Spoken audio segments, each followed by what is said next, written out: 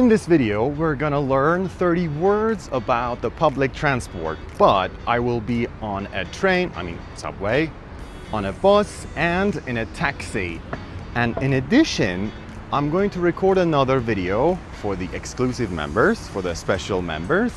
And in that video, I will go through every structure that I use and the grammatical sentences I make for those members who can watch that video. Let's go. Now I'm entering the subway station. In American English, we call it subway, but in British English, we could call it metro station or the underground. And in London, they call it the tube. The tube. And this right here is called an escalator. An escalator. So I'm on the escalator and I'm going down. So I got to the concourse. What is concourse? It's the place where you can buy the ticket. It is the main hall of the station before you enter the other place where you can get on the train. Here I can buy the ticket, but I'm not going to buy the ticket here because I'm going to use a machine. So this is the POS machine, and this is my public transportation card. It is my citizenship card. So I'm going to top it up. So what does it mean? It means it has a kind of credit. So I'm going to increase this credit by topping it up. But today it is free, so I'm going to use the subway for free. So yeah, as I mentioned, it's for free, and I'm going to pass the turnstile for free again. So this is a turnstile. You see, I come here, the gate opens, and then I can get in the subway station. Here you can see the transit map. So this is called the transit map, and each of these lines are easily called a line. So let's go and get on the train. So I arrived at the platform. So as you can see, this is the platform and the train has arrived. Now I'm going to sit on a chair, but something that is very common when you go to a train station, a subway station, is to see that here on the edge they write mind the gap. What does it mean? It means that your feet should not exceed the yellow line. So the train is moving right now and it's making a lot of noise, so I have to shout in order to be audible. And as you can see, the station is not really full. It is not crowded. So we call these times of the day when the station is not crowded off-peak. But if it is crowded, we call it peak time. So there is a peak, or now I should say there is an off-peak. Or another word we can use when there is a big crowd, like in the mornings when everyone is going to work, we can call that rush hour. Rush hour. And now the train that I want to get on is arriving. So let's get in. All right. So I just got on the train and I sat at the bench that was empty, and I'm going to the next station. Something really useful is to know that the trains which go out of the city center are called the outbound trains, and the ones who go towards the city center, we call them inbound. So right now I'm taking an outbound train. This here is called a handle, by the way. When you're standing, you can hold it in order not to fall. Doors opening. Now I got off the train because I arrived at the station I want, and now I have to change the lines because I need to go to another place. When you change your line, you transfer. So right now, I'm transferring from line 1 to line 3. Transfer. If you want to learn speaking English like a pro, you can easily take a trial lesson with me, and after assessing your level for free, you can take our courses in order to learn English with me or my team. So don't hesitate and click on the link above. And something interesting about naming the stations in Iran is that we name them after our martyrs and people who are considered holy in our culture. For example, we have a train station which went really viral on Twitter and Instagram, named after the Holy Mother of the Christians. So we named them after these stuff. Let's focus a bit on the transit map. So each one of these are called a station, but these, because they are connecting two stations, let's say two lines to each other, we call them intersection station. Intersection station. And all the time, always, the first stations are called terminals. So when you are at the first station, rather it is for subway, train, or bus, we call it a terminal. Now, the other train is arriving, so let's get on. I got on the train, but I'm going to stand here. Despite it is empty, but I'm standing.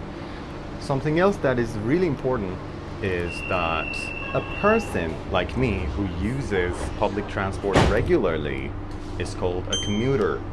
A commuter.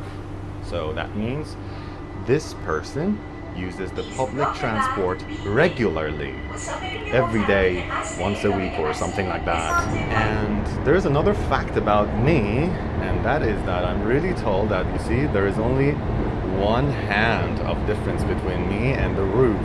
So that is something that you didn't know about me. All right, I arrived at my destination. Now I'm going to get up or go up, but this time I'm gonna use the stairs. I'm not going to use the escalator. I'm using the stairs. You can see a lot of these stuff around the station. These are called signs, like the one you see there. Let me zoom. So that is a sign. We have different signs here, like you cannot bring dogs and animals and stuff. So we call them signs. Actually, something that I forgot to tell you is that when you want to go through a turnstile, the gate, you have to scan your card in order to get through, or your ticket. But as I told you today, it was free, so I did not have to scan a ticket or my card. All right, I just came out of the station and I'm gonna take a bus in order to go home, and let's happen to it. So, first of all, the easiest word you have to learn is bus stop. So, this is a bus stop. A bus stop is a kind of small structure where you sit in order for your bus to arrive, get on the bus, and go to your destination. You may ask why I didn't get on the last bus that was waiting here. The reason is that the route that bus took was not the one that I needed. We call it route or route. It is the destination and the starting point of a bus. The road it takes, we call it route or route. Well, I think the next bus arrives in almost 10 minutes, and the buses here just come in, I think, intervals of 15 minutes. So this term is called frequency. So the frequency of the bus's arrivals is every 15 minutes. Actually, we're getting close to the peak time or the rush hour. So as you can see, the bus stop is getting crowded. And I think the bus which will arrive is also crowded. Yeah, I may have to speak quietly. So yeah, I'm sorry for that.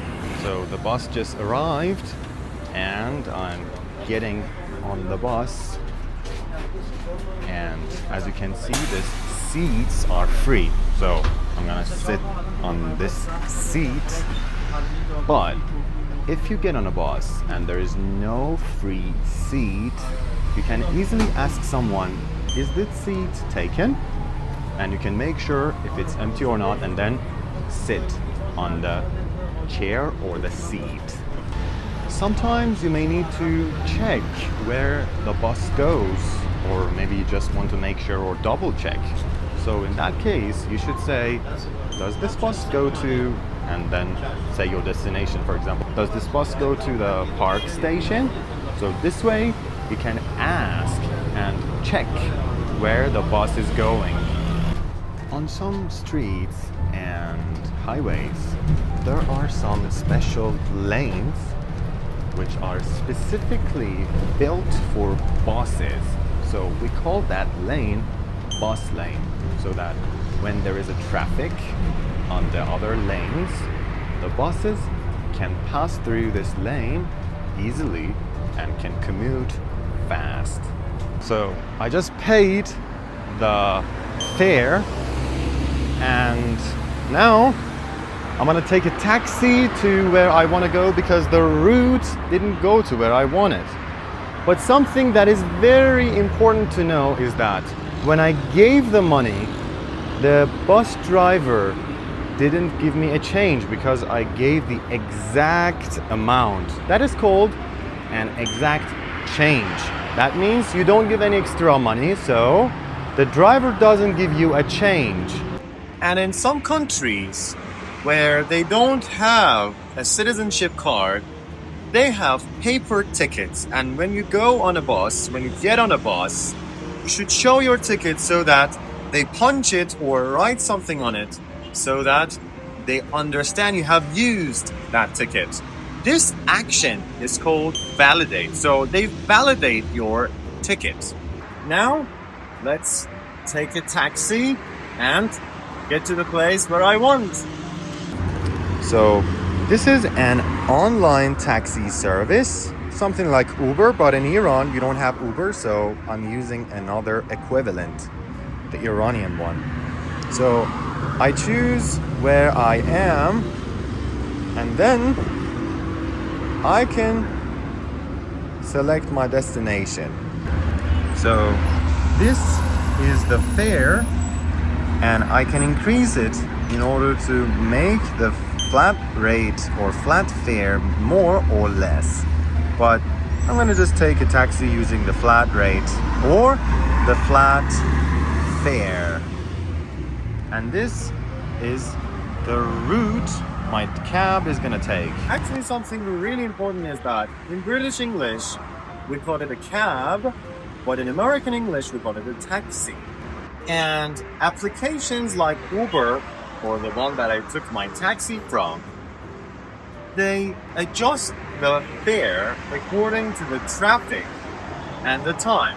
And sometimes the traffic is too high that they implement surge pricing. So what does it mean? It means if there is a really heavy traffic, or it takes longer than usual to get to your destination, the fare will get higher and more expensive.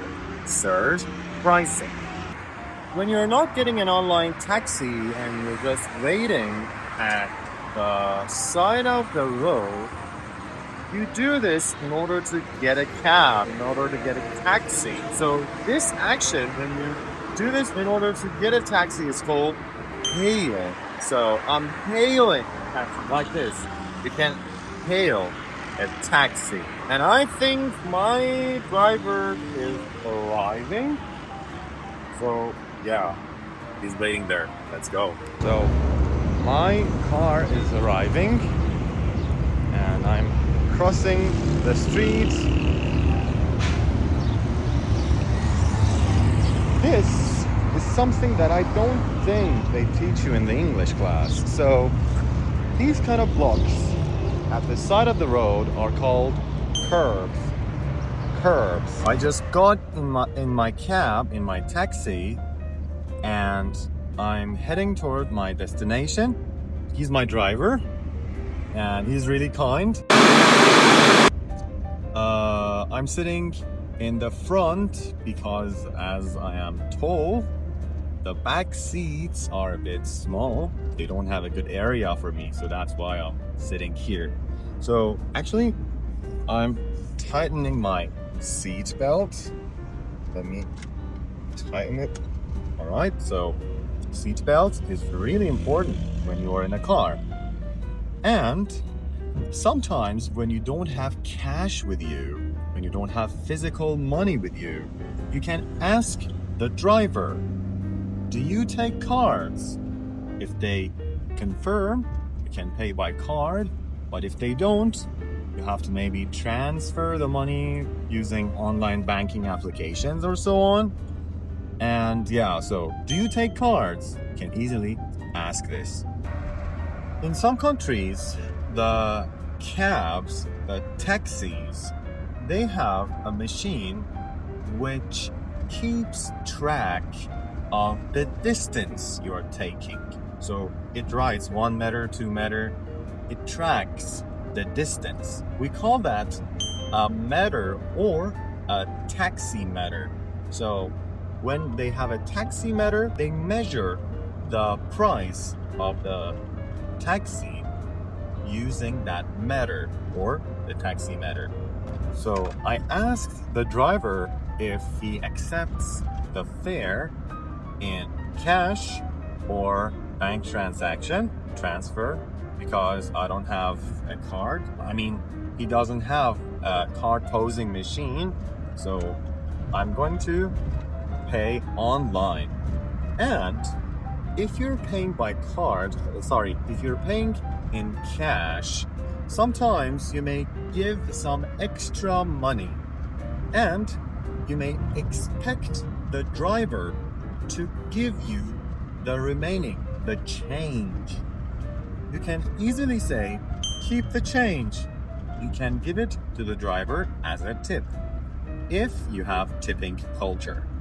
And by the way, when you want to ask a taxi driver to stop and you want to get out of the car, you could say, could you pull over, please? Pull over is the phrasal verb that you should use in these occasions.